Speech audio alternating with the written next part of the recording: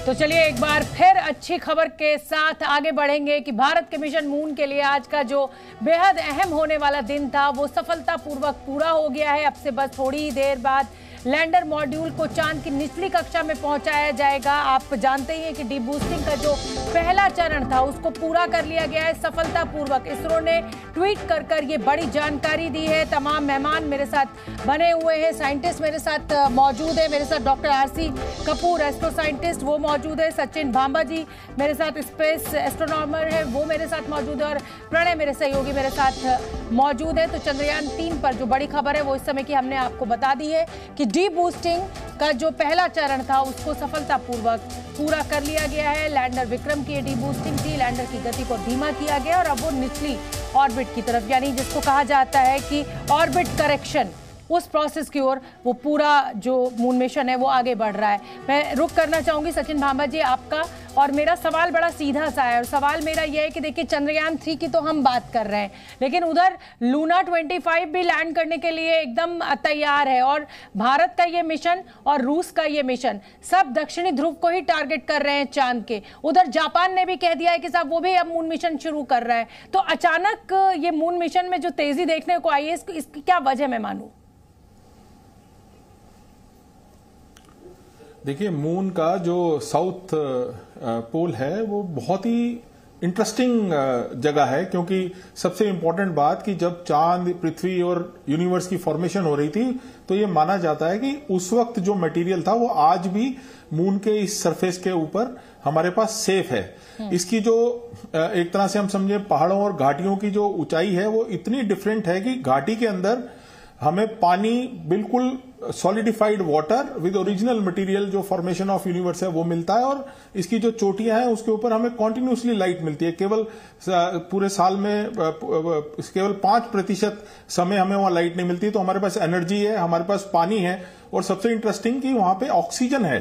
तो हर आदमी वहां पे, हर देश वहां पे जाकर के अपनी एक आउटपोस्ट बनाना चाहता है, और रशिया तो खासकर पहले तो ये प्रूव करना चाहता है कि हमारे मून के ऊपर कोई भी सॉफ्ट लैंडिंग, साउथ पोल पे सॉफ्ट लैंडिंग करने वाला पहला देश जो है वो रशिया रहा।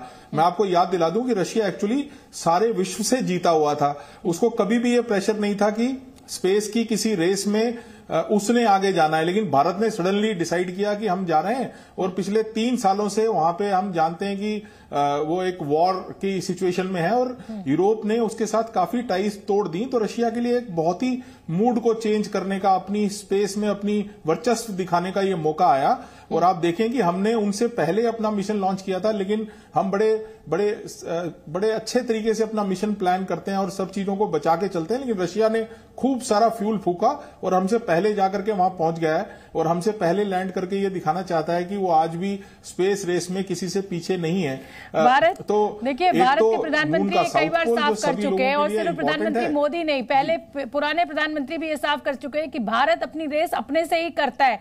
आज अच्छा है, कल उससे बेहतर करना है, और ये इसी तरीके से हमारे इसरो का जो जितने भी मिशन है वो आगे बढ़ते हैं। मैं प्रणय आपका रुख करना चाहूंगी। प्रणय, लगातार 14 जुलाई से आप इस पूरे मिशन पर नजर बनाए हुए हैं, और आपके पास बेहद साइंटिफिक जानकारी भी मौजूद है। मैं जानती हूं लूना 25 और चंद्रयान 3 को अगर मैं आसान शब्दों में कंपेयर करूं, देखिए मेरे दर्शकों के हिसाब से आसान शब्दों में आप बताइए कि क्या फर्क है। और जैसा कि सचिन भांबा साहब ने भी बताया कि भाई दक्षिणी ध्रुव की क्या अहमियत है, और इसीलिए हर देश जो है अब वहां पर अपनी रिसर्च को आगे बढ़ाना चाहता है। देखिए, अगर आप चंद्रयान 3 की बात करें तो चंद्रयान 3 कुछ स्पेसिफिक ऑब्जेक्टिव्स है। यानी चंद्रयान 3 वहां जाएगा, विक्रम लैंडर जब लैंड करेगा उसमें से प्रज्ञान रोवर निकलेगा, वो कई टेस्ट वहां पर करेगा, चाहे वो मिनरल कंपोजिशन का हो, चाहे जो आइसोटोपिक कंपोजिशन है चंद्रमा का उसका टेस्ट हो, और इसके अलावा जो वहां के जो सैंपल्स हैं उनका एनालिसिस करके वो धरती पर भेजेगा, इसरो को भेजेगा। उसमें एक बहुत महत्वपूर्ण एस्पेक्ट इस चीज को लेकर भी है कि यदि भविष्य में चांद का कॉलोनाइजेशन किया जाना है तो उसके लिए क्या क्या चीजें हो सकती हैं।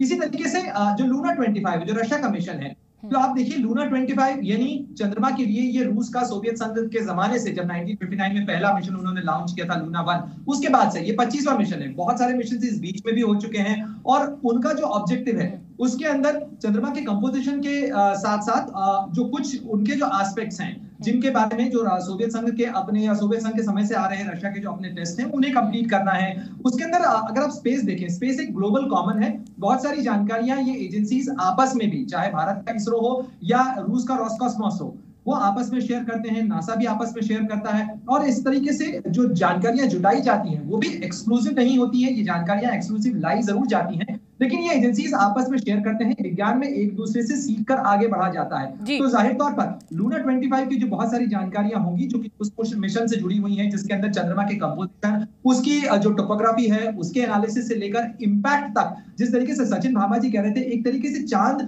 वो लाइब्रेरी है जहां पर जाकर आप ये पता कर सकते हैं कि आखिर धरती का इवोल्यूशन हुआ कैसे, क्योंकि चंद्रमा के बारे में है कि ये धरती से एक बड़े इम्पैक्ट के बाद अलग हुआ, यानी ये कुछ का हिस्सा है, कुछ जिस से जिस चीज से वो टकराई थी धरती, प्रोटोटाइप जो उस समय का था प्री अर्थ इरा के अंदर, उसका कुछ हिस्सा है। और साथ में वहां जो स्टोरेज है, चाहे पानी का कंपोजिशन हो, चाहे वहां का जो दूसरे मिनरल्स हैं उनका पता लगाना हो, और भविष्य का कोलोनाइजेशन के साथ साथ एक बहुत महत्वपूर्ण चीज है कि भविष्य में चांद से हम जो डीप स्पेस एक्सप्लोरेशन है उसको लॉन्च कर सके, क्योंकि चांद का जिस तरीके से चांद की ग्रेविटी कम होती है, वहां से स्पेसशिप लॉन्च करना ज्यादा आसान है। बिल्कुल ठीक है प्रणय, आप बने रहिए। मैं कपूर साहब आपका रुख करना चाहूंगी, और ये मेरे मन में सवाल है, और ये सवाल ये है कि ये जब रोवर प्रज्ञान जो है जब वो लैंड कर जाएगा सफलतापूर्वक, ईश्वर से मेरी यही प्रार्थना है और सब तमाम देशवासी यही दुआ कर रहे हैं, उसके बाद ये मिशन जो है वो 14 दिनों तक चलेगा।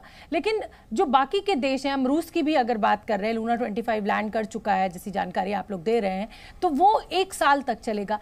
क्या वजह है कि भारत सिर्फ 14 दिन के लिए इस मिशन को चला रहा है? क्या कोई ऐसे जिसे कहा जाए कि कोई ऐसी कमजोरियां हमारी हैं, जिस कमजोरी क्या एक्चुअली गलत शब्द होगा, लेकिन क्या वजह है इसके पीछे?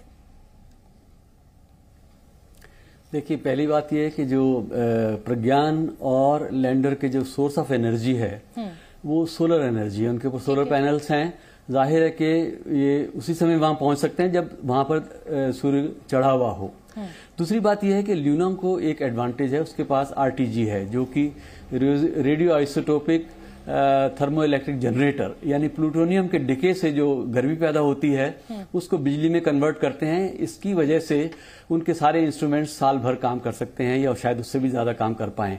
वो हमारे पास नहीं है, लेकिन जैसा कि अभी थोड़े दिन पहले मुझे पता चला कि ISRO Bhabha atomic research centre के साथ मिलकर आरटीजी के डेवलपमेंट के लिए जो है तैयारी कर रहे हैं, उनके आपस में जो है संपर्क चल रहा है। तो शायद अगले मिशंस में चंद्रयान 4 जो जब जाएगा तो आरटीजी से युक्त होगा, जो कि जाक्सा यानी कि जापान की स्पेस एजेंसी के साथ हमारा सहयोगी मिशन है। तो एक ये बात है। दूसरी, ल्यूना 25 को एक एडवांटेज है, उनका जो लैंडिंग का जो लॉन्गिट्यूड है वो करीब 11 डिग्री ईस्ट की तरफ है हमारे चंद्रयान 3 के लैंडर के लैंडिंग के स्थान से। तो उसको करीब 22 घंटे की सूर्य के हिसाब से जो है एडवांटेज मिल रही है। तो एक दिन पहले जो है सूर्य की जो है एप्रोप्रिएट एलिवेशन या जो आकाश में जो कोण है, ऊंचाई, वो उनको मिल रही है। तो इसलिए जो है वो एक दिन पहले, तो इस बात की पूरी संभावना है कि वो हमसे पहले लैंड करके एक्टिव हो जाएंगे। तो देखते हैं क्या होता है। सचिन भामा जी, जैसा कि अभी सर ने बताया, कपूर साहब ने, कि भाई उनके पास आरटीजी है और इसीलिए उनका मिशन लंबा चल सकता है। भारत भी लगा हुआ है आरटीजी बनाने में। लेकिन अगर मैं चंद्रयान 2 से इस चंद्रयान 3 को कंपेयर करूं, बिल्कुल एक लेमैन की तरह कि मुझे कुछ नहीं पता है, लेकिन ये मैं जानती हूं कि वो असफल रहा था और अब इसमें हम सफलता की तरफ बढ़ रहे हैं। तो क्या चेंजेस ऐसे किए गए हैं जिससे हम ये आश्वस्त हैं कि ये मिशन हमारा श्योर शॉट सक्सेस की ओर बढ़ रहा है और सक्सेसफुल होगी लैंडिंग? देखिए, विज्ञान में कुछ भी सफल असफल नहीं होता, और चंद्रयान 2 तो बहुत ही अच्छा सफल रहा, क्योंकि ऑर्बिटर स्टेज तक हम बहुत बढ़िया गए, और लैंडर हमारा जो था स्टेज, उस स्टेज पे आकर के हमने कुछ ऐसी तकनीकी खराबियों से उस लैंडर को बड़ी जोर से जाकर के चंद्रमा की सतह से टकराते हुए देखा। तो हमने उससे सीखा कि हमारे को क्या क्या चेंज करना है। सबसे पहले तो हम लोगों ने जो चीजें चेंज की हैं उसमें सबसे इंपॉर्टेंट बात है कि जो हमारा इम्पैक्ट होने वाला है, यानी जब चंद्रमा की तरफ, वहां पे कोई ऐसी चीज तो है नहीं जो हमारे को रोकेगी। जैसे आप पृथ्वी पे गिर रहे हो तो हवा आपको रोकती है, चंद्रमा पे हवा नहीं है, तो हम ग्रेविटी की जो पुल है उसी रफ्तार से गिरेंगे। तो सबसे पहले तो हमने अपनी इंपैक्ट की कैपेबिलिटी बढ़ाई है कि हमारा जो चंद्रमा का ग्रेविटी है उससे थोड़ा सा ज्यादा हमने पॉसिबिलिटी रखी है कि अगर इंपैक्ट थोड़ा स्ट्रांग भी हो तो भी हम किसी भी तरह से दिक्कत में ना आए। दूसरी इंपॉर्टेंट बात की जो हमारे ग्लिचेस हुए थे, हमने वो ग्लिचेस सभी के सभी दूर किए हैं। हमारे जो इंस्ट्रूमेंट्स लगे हैं वो कॉन्टिन्यूसली ऑल्टीमीटर इस बात को देख रहा है कि हम किस हाइट पे हैं। हमारे प्रोपल्शन सिस्टम्स जो हैं उससे बहुत बेहतर हैं। हमारे जो एल्गोरिथम लिखे गए हैं, जो सॉफ्टवेयर एल्गोरिथम लिखे गए हैं, उन्होंने पिछली गलतियों से सीख करके उन एल्गोरिथम्स को लिखा गया है। और सबसे इंपॉर्टेंट बात है कि जो हमारा डिस्टेंस नाप रहा था, जो रडार जो कॉन्टिन्यूसली लेजर डिस्टेंस नाप रहा था कि हम कहाँ हैं, कहाँ लैंड करने वाले हैं, उन चीजों को तकनीकी रूप में बहुत बेहतर किया गया है और कोई भी ऐसी पॉसिबिलिटी नहीं दिखती। इनफैक्ट मैंने तो कई बार ये सुना है कि अगर कोई प्रोपल्शन सिस्टम में कोई कमी रह भी गई और बहुत तेजी से भी अगर लैंडर नीचे गया लेकिन सीधा हुआ और अपनी टांगों पे अगर पहुंचा तो हम सफलता पाएंगे ही पाएंगे। और हमारे लिए ये मिशन बहुत इंपॉर्टेंट है कि हम सफल हों, क्योंकि बहुत सारे देश हमारे साथ मिल करके आगे चांद की इसी डिस्कवरी जो हम कर रहे हैं वहां के लूनर के साउथ पोल पे, उस पर हमारे साथ काम करना चाहते हैं। तो मुझे कोई दिक्कत नहीं दिखती है, हमारे सारे मिशन बेहतर हैं। और एक इंपॉर्टेंट बात यह है कि इस बार हमने अपना लोड भी जो है वो रिड्यूस किया है, तो बहुत ज्यादा अपग्रेड किया है अपने मिशन को और कोई पॉसिबिलिटी नहीं दिखती है कि कोई फेलियर हो। और आज देख भी रहे हैं हम कि सब सही जा रहा है। बिल्कुल ठीक है। प्रणय क्योंकि शुरुआत से इस पूरे मून मिशन पर नजर बनाए हुए, प्रणय अगर आप साइंटिस्ट हमारे साथ क्योंकि जुड़े हुए हैं, कोई सवाल आपके मन में हो तो आइए प्लीज चर्चा में। सचिन बाबा जी, मैं आपसे ये जानना चाहूंगा कि इसके बाद के जो मिशन पैरामीटर्स हैं, कहा जा रहा है कि जापान की जो एजेंसी है उसके साथ जाक्सा के साथ मिलकर भारत अपना एक फर्दर मिशन प्लान कर रहा है, क्योंकि इससे बड़ा होगा, एक जॉइंट मिशन होगा लुपेक्स। उसके बारे में क्या कुछ जानकारी कही जा सकती है? चंद्रयान क्या उसकी भूमिका तैयार कर रहा है?